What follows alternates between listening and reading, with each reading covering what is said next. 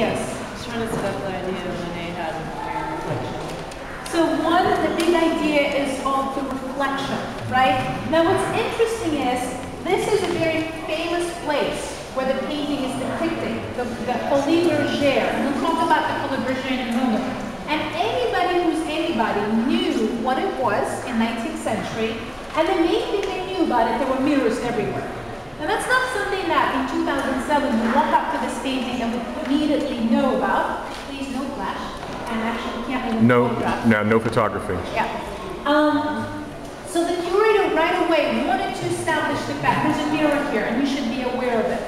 But more so, there's also the idea of spectatorship, watching, being watched, which is a very modern condition.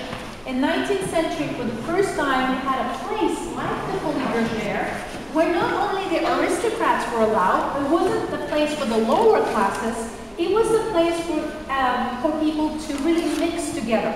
So you could have really, great men of aristocracy, you could have fabulous women, you could have prostitutes, you could have bearders, you could have butchers, all in the same space watching each other. And in fact, this was a place of the spectacle.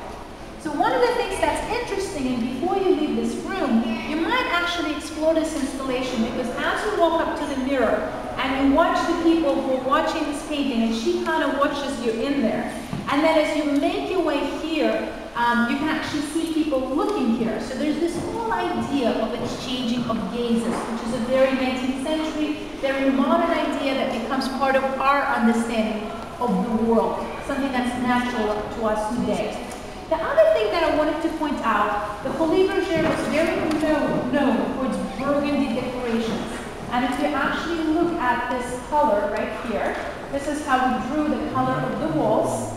And what's fabulous is people still don't believe that there's a mirror there. And we're going to talk about this idea of the mirror. But I want you to notice what Manet does. He takes that color, and that's the same color on the wall. But look how blue it is, how hazy it is. And what I love pointing out, if you actually look as painters back into that mirror, look at the color of the wall outside of it, and look how blue it gets in reflection. So something that he's picking up that people haven't noticed before. So even though people have a lot of problems with the realism in this work of art, with how the reflections work in this work of art, he's actually depicting the actual physicality of the mirror. If you look at 19th century academic paintings of mirrors, the tradition was that the reflection should be as sharp, as colorful as what's in front of it. So most people in 19th century, when they looked at this, they said, this is not a mirror, that's a mess. That's just nothing, that's just terrible, right? And in fact, I have one quote for you by a contemporary, and Manet was known to get a lot of negative reactions. But I love this one. It says, in all good faith, are we supposed to admire the flat and plastered face of the barber, her body without modeling, her offensive color? Should we admit that the painter has succeeded by means of a little white dust spread over the young woman's back in giving the illusion of a scene reflected in the mirror? Is this picture true? No. Is it beautiful? No. Is it attractive? No. But what is it then? I think your teacher would have killed this guy, right, if he was there in 19th century. But the question is, what is it? And that's one of the things in the next 30 minutes that I'd like to explore with you. What is it? What's here past the realism? Before we go that far, if we forget that there is a mirror here, how did we know that there is one? What are the clues besides that blue hazy background? Her back. Her back reflection, right? That's supposed to be one-to-one. What else? Bottles. The bottles, okay? And there's something else that he does. Actually, the clue, if you look back at that mirror and how it's framed, so look back here.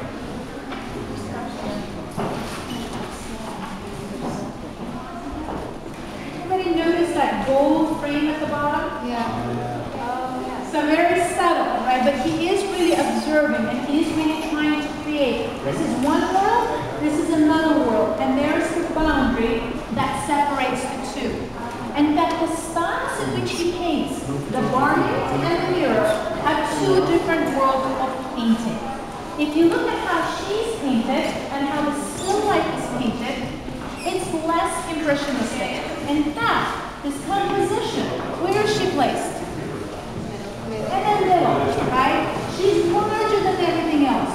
And if you go back to the North Pavilion in our museum and look at Renaissance images of Madonna, she'll be in the center, she'll be framed by everything else, and she'll be kind of facing you in this way. So he's being a traditionalist.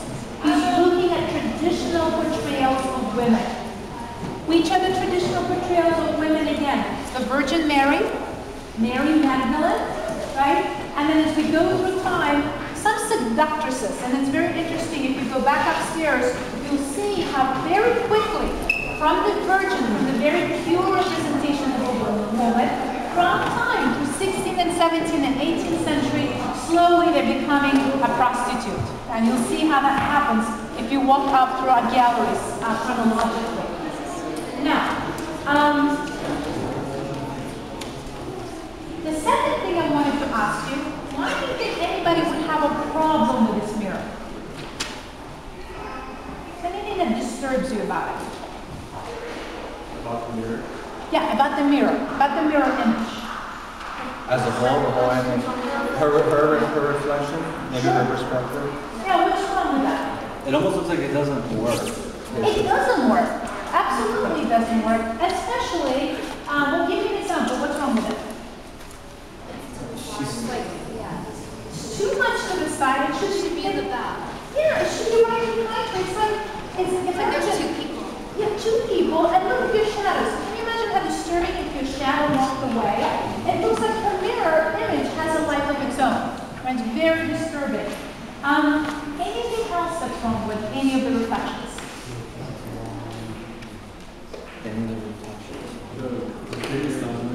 Say again? There is the portrait of the author of that portrait of the man? Where is he over here? And where are we as the viewer? That could be another question. Where are we as the viewer? Are we standing to the side looking at this? Or are we frontal? And where is our reflection in this painting? Moreover, if you look at that reflection, there's other things that are very disturbing. Look at her earrings. She doesn't have any of them.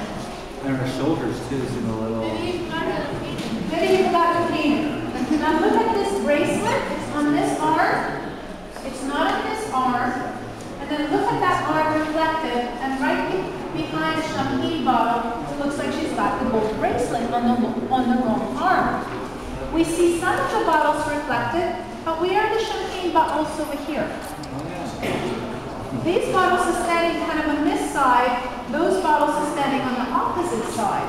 So there's a lot of mystery in this painting.